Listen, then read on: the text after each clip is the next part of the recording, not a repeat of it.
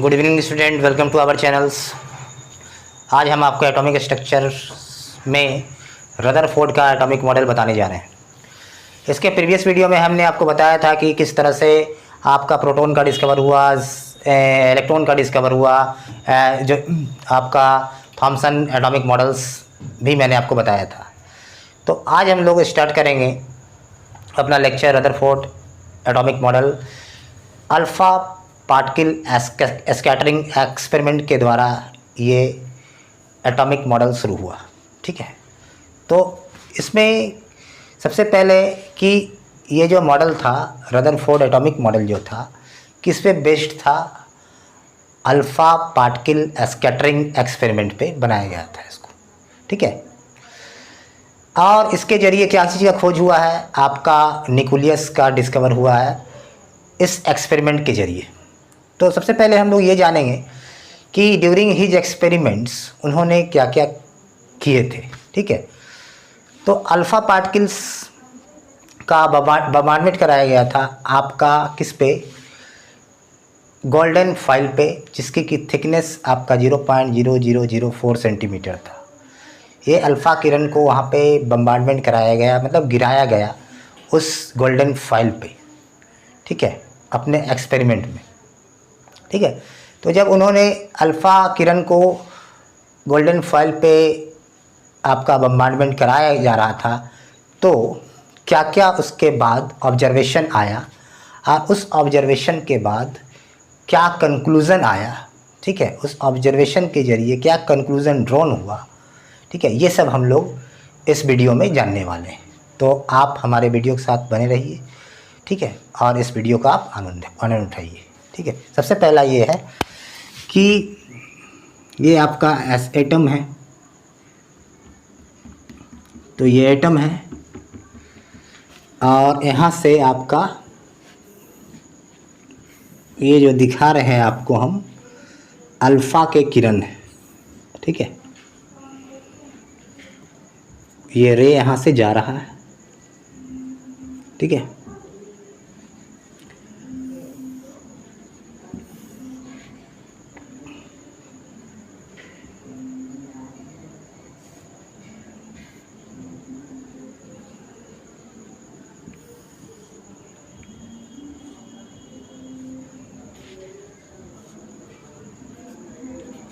ठीक है, इस टाइप से अल्फ़ा रे का बम्बार्डमेंट कराया गया आपका गोल्डन के फाइल पे, जिसकी की थिकनेस 0.0004 सेंटीमीटर था। ये अल्फ़ा रे है। अल्फ़ा रे है तो इसमें अल्फ़ा के पार्टिकल्स होंगे।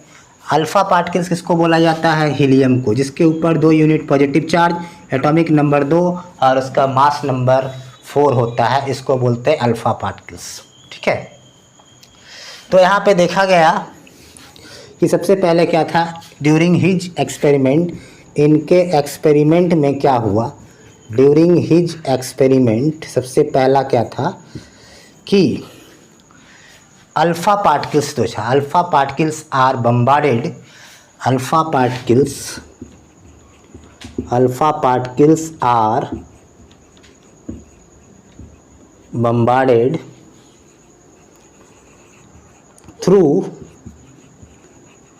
through golden file of thickness about, कितना थिकनेस था गोल्डन फाइल का, 0.0004 सेंटीमीटर इसका थिकनेस था। ठीक है, थिकनेस था। और इस आपका गोल्डन फाइल को जो था, the golden file is surrounded by, golden file is surrounded by zinc sulphide screen. किस लिए किया गया था, in order to produce glow when alpha particle strikes on zinc sulphide screen. तो अपने एक्सपेरिमेंट में इन्होंने क्या किया कि सबसे पहला था कि अल्फ़ा पार्टिकल का बम्बार्डमेंट कराया गया आपका गोल्डन फॉयल की, जिसकी थिकनेस क्या था 0.004 सेंटीमीटर थिकनेस था। उसके बाद क्या किया था कि अल्फा पार्टिकल्स, जो golden foil is surrounded by एक सर्कुलर फॉयल, यहाँ पे सर्कुलर स्क्रीन लगा दिया गया किसका, जिंक सल्फाइड का एक सर्कुलर स्क्रीन लगा दिया गया है जिंक सल्फाइड का। तो जिंक सल्फाइड का स्क्रीन लगाने का कारण ये था कि जब अल्फ़ा किरण फिर अल्फ़ा रे इस जिंक सल्फाइड स्क्रीन पे स्ट्राइक करेगा तो एक ग्लो मिलेगा देखने को, एक ग्लो मिलेगा देखने को, जबकि जब ये इससे इस पर स्ट्राइक करेगा तो अपने एक्सपेरिमेंट में सबसे पहले इन्होंने दो चीज़ किया कि अल्फ़ा पार्टिकल्स लिया। अल्फ़ा पार्टिकल हीलियम पार्टिकल्स है जिसपे कि पॉजिटिव चार्ज पार्टिकल्स है, ये उसका बम्बार्डमेंट आपका गोल्डन फॉयल पे हुआ।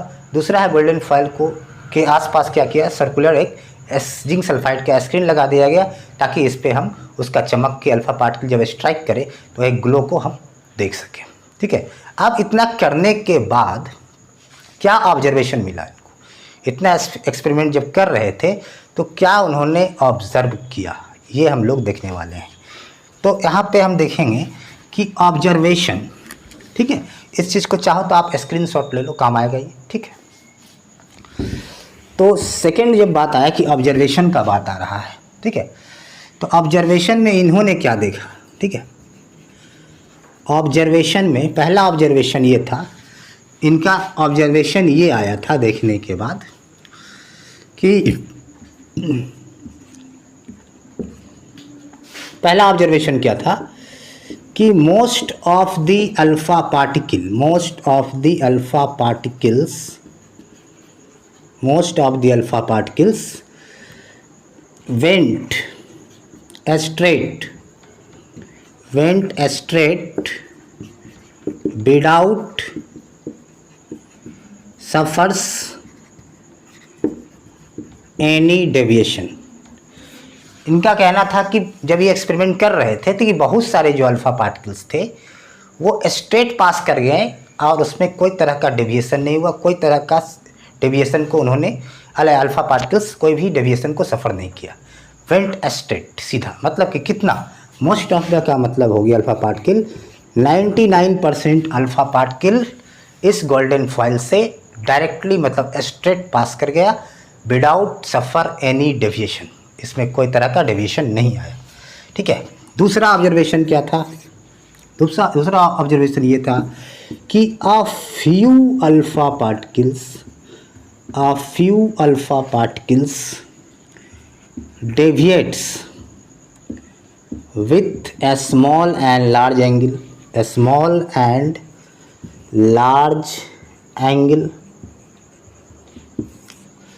जो कुछ अल्फा पार्टिकल्स थे वो लार्ज एंगल से डेविएट हुए, कुछ स्मॉल एंगल से डेविएट हुए। ठीक, लार्ज एंगल से डेविएट होने का मतलब है कि वो लार्ज रिपल्सन सफ़र हुआ।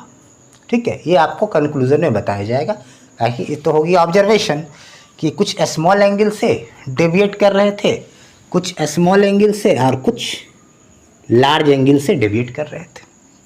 ठीक है, तो डेविएशन मिल रहा था। थर्ड पॉइंट ये था, जैसे मान लें कि डेविएशन कब मिल रहा होगा, डेविएशन का मतलब है कि वो रिपल्सन सफ़र कर रहा था। क्या सफ़र हो रहा था, रिपल्सन, मीन्स कुछ लार्ज रिपल्सन और कुछ स्मॉल मीन्स छोटा रिपल्सन सफ़र कर रहा था। इसके मतलब रिपल्सन कब हो रहा होगा, कहीं न कहीं एटम में पॉजिटिव चार्ज का कंसंट्रेशन था। वो हम बताएंगे आपको किसमें, conclusion drawn above this experiment से क्या कंक्लूजन आया। अभी तो ऑब्जर्वेशन चल रहा है। थर्ड में a very few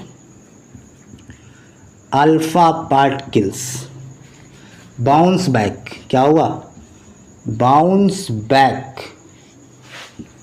और इवन रिट्रेस देयर पाथ, और कह सकते हैं retraces there path. Retraces there path का मतलब या फिर बाउंस बैक का मतलब कुछ अल्फ़ा पार्टिकल्स अपने पाथ को रिट्रेस कर गए, मतलब जिस रास्ते से गए थे वही रास्ता से वो लौट आए। ठीक है, मतलब कि अगर ये जा रहे हैं इस रास्ते से तो इसी रास्ते से ये रे वापस लौट रहा था। रिट्रेस देयर पाथ में बाउंस बैक, तो बाउंस बैक का मतलब अगर कोई इस तरह से जा रहा है, इस तरह से लौट रहा है, तो इसके बीच का जो एंगल होगा 180 डिग्री पे, मतलब कि मैक्सिमम डेविएशन मिल रहा था। कहाँ पे? मैक्सिमम डेविएशन कब झेला अल्फा पार्टिकल? मैक्सिमम डेविएशन कब सफ़र हुआ अल्फा पार्टिकल के साथ? जब वो 180 डिग्री एंगल बनाया जा रहा था। 180 डिग्री एंगल बनाने का मतलब ही हो गया कि जिस रास्ते से जा रहा था उसी रास्ते से वो लौट रहा था alpha particles, alpha ray, alpha किरण। ठीक है, तो ये तो हो गया आपका 1, 2 और 3, ये ऑब्जर्वेशन उनका था। ठीक है, ये क्या था?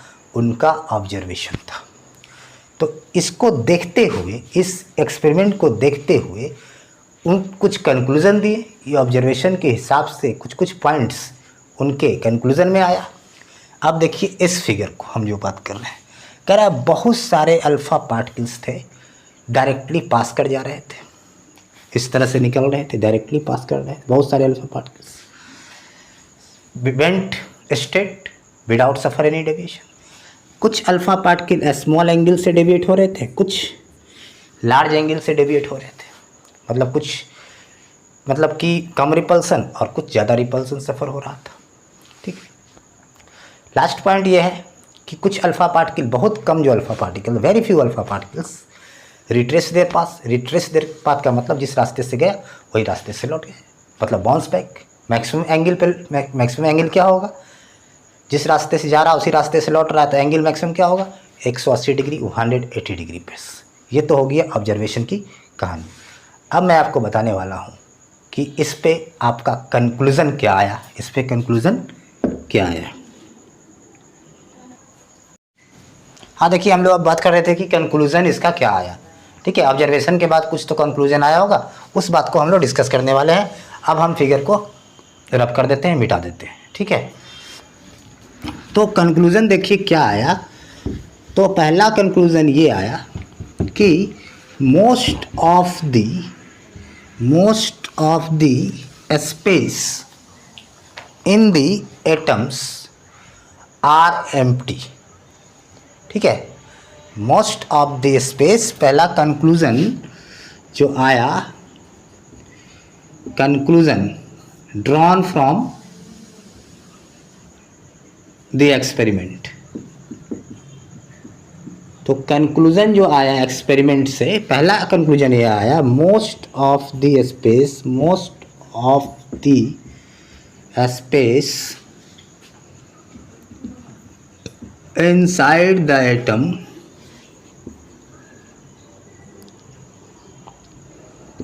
is empty. It means that, पता क्या चला? It means that कि जो most of the alpha particles went straight, मतलब ये जो पहला बात था, most of the alpha particle went straight means most of the alpha particles are क्या था? अनडिफ्लेक्टेड। ठीक है, वो क्या हुआ? उसमें कोई डिफ्लेक्शन नहीं मिला। तो इससे ये पता चला कि बहुत सारे एटम के बीच में जो स्पेस थे वो क्या था? खाली था। ठीक है, दूसरा कंक्लूज़न ये था कि the alpha particles can be deflected, the alpha particles can be deflected when it comes close to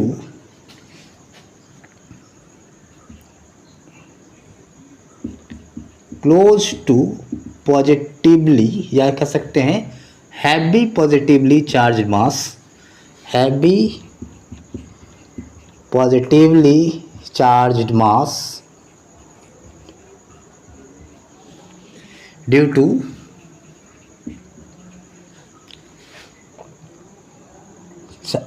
to suffer enormous repulsion. क्या लिखा हुआ है? Alpha particle can be deflected कब? When it come close to heavy positively charge mass due to suffer enormous repulsion. इसमें क्या हुआ कि बहुत ज़्यादा क्या था? रिपल्सन सफ़र किया। ठीक है, कि कहीं ना कहीं क्या था? एक पॉजिटिवली चार्ज मास का प्रेजेंस था एटम के इनसाइड्स में। ठीक है, ये समझ गए। दूसरा देखिए, तीसरा ये है कि a strong deflection, the strong deflection और बाउंसिंग बैक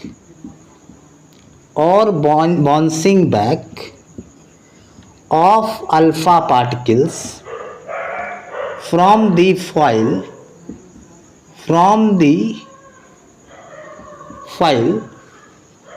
concludes that, क्या concludes करता है, concludes that the direct collision of alpha particle with heavy positively charged mass। ठीक है, तो इससे ये पता चल रहा है, थर्ड वाला में जो बता रहे थे आपको ऑब्जर्वेशन में कि वो बाउंस बैक हो रहा था। इसके मतलब बाउंस बैक कब हो रहा होगा, ठीक है, जो थर्ड ऑब्जर्वेशन था उनका, जो कि डायरेक्टली बाउंस बैक हो रहा था, रिट्रेस देयर पाथ। तो इससे ये पता चला कि अल्फा पार्टिकल किसी न किसी भारी भरकम चीज़ से जाके डायरेक्ट कोलाइड कर रहा था, डायरेक्ट टकरा रहा था। भारी भरकम चीज़ से डायरेक्ट क्या हो रहा था, कोलाइड कर रहा था। और वो भारी भरकम क्या चीज़ था, पॉजिटिवली चार्ज मास था इनसाइड द एटम। तब जाके डायरेक्ट कॉलिजन हो रहा था। जब डायरेक्ट कॉलिजन हो गया किसी चीज़ पे, डायरेक्ट पॉजिटिव पे पड़ रहा था, तो क्या हो रहा था, बाउंस बैक हो रहा था। ये था उनका क्या, आपका कंक्लूजन। फर्स्ट ऑब्जर्वेशन का एम्प्टी स्पेस, बहुत सारा एम्प्टी स्पेस था, खाली जगह था। दूसरा ऑब्जर्वेशन से पता क्या चला कि ये जो अल्फा पार्टिकल था, ठीक है, कम क्लोज आया, किसी चीज़ से क्लोज आ रहा था, कम क्लोज। ठीक है, देखिए the alpha particle can be deflected. कब डिफ्लेक्ट कर रहा था, when it come close to the, when it comes close to the, मतलब डिफ्लेक्टेड का मतलब क्या है कि रिपल्सन सफ़र कर रहा था। कब, जब ये किसके नज़दीक आ रहा होगा, कोई ना कोई पॉजिटिवली चार्ज्ड हैवी मास के बगल से ये गुजर रहा होगा। तो क्या हुआ, इसमें डिफ्लेक्शन मिला। थर्ड वाला कह रहा था कि बाउंसिंग बैक का मतलब कि अल्फा पार्टिकल किसी न किसी भारी भरकम चीज़ से पॉजिटिवली चार्ज मास से डायरेक्ट कोलाइड कर गया होगा, और डायरेक्ट कोलाइड करने के बाद वो बाउंस बैक कर दिया होगा। ये था क्या, आपका रदरफोर्ड का एटॉमिक्स मॉडल्स। ये ऑब्जर्वेशन के बाद, आपका कंक्लूजन के बाद, उन्होंने एटम का एक न्यूक्लियर मॉडल देना शुरू किया। एटम का न्यूक्लियर मॉडल क्या था, तो एटम का न्यूक्लियर मॉडल ये था कि जो entire mass of the atom is concentrated in a small volume, in a small space। ठीक है, entire mass of the atom is concentrated in a small volume। तो जो entire mass of the atom is concentrated in a small volume, उसी को उन्होंने क्या बोला कि ये क्या है, न्यूक्लियस है, जहाँ पे entire mass of the atom स्थित था। उसी को उन्होंने बुलाया कि इट इज़ द न्यूक्लियस। इनका न्यूक्लियर मॉडल था। ठीक है, तो इससे ये पता चल गया आपका कि जो पॉजिटिवली चार्ज हैवी मास था, तो positively charge heavy mass which occupy a small space inside the atom is called nucleus. उनको क्या बताया इन्होंने, न्यूक्लियस। जो पॉजिटिव चार्ज था इनसाइड द एटम, ठीक है, which positive charge mass occupy a small volume inside the atom is called nucleus. मतलब कि entire mass of the atom जहाँ पे स्थित था, उसी को उन्होंने बुलाया nucleus. It is positively charge था। ठीक है, अब उनका ये था, न्यूक्लियर मॉडल में ही आ रहा है कि इलेक्ट्रॉन बहुत हाई स्पीड से सर्कुलर ऑर्बिट पे मूव कर रहा है। ये भी उनका न्यूक्लियर मॉडल में था कि इलेक्ट्रॉन सर्कुलर ऑर्बिट पे हाई स्पीड में मूव कर रहा है around the nucleus. Nuclear model था। थर्ड उनका न्यूक्लियर मॉडल ये था एटम के बारे में कि न्यूक्लियस और इलेक्ट्रॉन के बीच में electrostatic force of attraction operate कर रहा है। न्यूक्लियस और इलेक्ट्रॉन के बीच में electrostatic force of attraction operate हो रहा है, मीन्स कूलम्ब फोर्स ऑपरेट कर रहा है। ठीक है, तो ये था उनका न्यूक्लियर मॉडल। ठीक है, तो ये सारी बात को मैंने आज आपके सामने इस लेक्चर में रखा। आई थिंक आपको रदरफोर्ड की सारी कहानी समझ में आ गई होगी। न्यूक्लियस हमारा मिल गया इससे। दूसरी बात है, न्यूक्लियस मिलने के साथ साथ ये पता चल गया क्लियरली कि पॉजिटिव चार्ज कहाँ पे है, सेंटर ऑफ द एटम पे, हर जगह नहीं बिखरा हुआ है। जैसे कि थॉमसन एटॉमिक मॉडल बता रहा था कि ये पॉजिटिव चार्ज क्या है, atom is a sphere of positive charge, लेकिन ऐसा बात तो था नहीं। एक खास जगह पॉजिटिव चार्ज आपका बैठा हुआ है। यही रदरफोर्ड जब ये बात क्लियर किए तब जाके थॉमसन एटॉमिक मॉडल का वो पॉइंट फिल कर गया था जो उन्होंने बोल दिए थे कि इंटायर एटम में पॉजिटिव चार्ज बिखरा हुआ है और निगेटिव चार्ज बिखरा हुआ है, जैसे कि रिलेट कर दिए थे उन्होंने वाटरमेलन मॉडल से। तो इनके एक्सपेरिमेंट के बाद थॉमसन का एटॉमिक मॉडल्स, ठीक है, सारा पॉइंट्स उनका डिसएडवांटेज नहीं था, ये पॉइंट्स उनका डिसएडवांटेज था। बाकी वो सही बोले थे कि एटम इज इलेक्ट्रिकली न्यूट्रल, वो तो अभी भी है, एटम इज इलेक्ट्रिकली न्यूट्रल्स। तो आज हमने आपको रदरफोर्ड के बारे में, इसके एक्सपेरिमेंट के बारे में बताया। इसका मतलब है हमने आपको क्या आज बताया कि डिस्कवरी ऑफ न्यूक्लियस बताया। फाइनली हमारा क्या हुआ, कंक्लूजन क्या आया कि हम लोग क्या पढ़ें, न्यूक्लियस का discovery by Rutherford with the help of alpha particle scattering experiment के द्वारा ये न्यूक्लियस का खोज हो गया था। न्यूक्लियस का रेडियस जो होता है, न्यूक्लियस का जो साइज होता है 10⁻15 m के होता है, 10⁻−15 m। एटम्स का साइज क्या होता है, किस रेंज में होता है, 10⁻10 m। ठीक है, ये हो गया न्यूक्लियस का साइज, न्यूक्लियस का रेडियस, न्यूक्लियस का साइज, और ये हो गया एटम का साइज। ये बात आपको ध्यान में रखना है, ऑब्जेक्टिव क्वेश्चंस में आ सकता है, इससे ऑब्जेक्टिव बन सकता है। ठीक है, तो ये सारी चीज़ मैंने आज आपके सामने रखा। आई थिंक आपको सारी बात बारीकी से समझ में आ गया होगा। इसके बाद हम आपका नेक्स्ट वीडियो, एटॉमिक स्ट्रक्चर का नेक्स्ट लेक्चर हम लेके आएंगे। प्लैंक क्वांटम थ्योरी वगैरह पढ़ाएंगे आपको, इलेक्ट्रोमैग्नेटिक रेडिएशन पढ़ाएंगे, wave and nature of electromagnetic radiations, characteristics of wave पढ़ाने वाले हैं। ठीक है, कितने प्रकार का रेडिएशन होता है, कितने प्रकार का वेव होता है। ठीक है, जैसे ultraviolet rays, infrared wave, microwave, ठीक है, FM, ठीक है, FM हो गया, और उसके बाद AM हो गया। ये सब चीज़ हमको बताने वाले हैं। ठीक है, तो ये सब उसके बारे में हम लोग उसके वेवलेंथ पढ़ेंगे, फ्रीक्वेंसी पढ़ेंगे, एम्पलीट्यूड पढ़ेंगे। तो मतलब वेव के सारे कैरेक्टरिस्टिक और उसके रेडिएशन के बारे में, इलेक्ट्रोमैग्नेटिक रेडिएशन हम उसके बाद पढ़ेंगे। उसके बाद फाइनली प्लैंक क्वांटम थ्योरी, उसके बाद बोर्स एटॉमिक मॉडल को आगे बढ़ाएंगे हम। ठीक है, तो ठीक है, तो इतना आप रिवाइज़ करो। ठीक है, और इसके बाद हम लोग नेक्स्ट वीडियो में मिलेंगे। Thank you.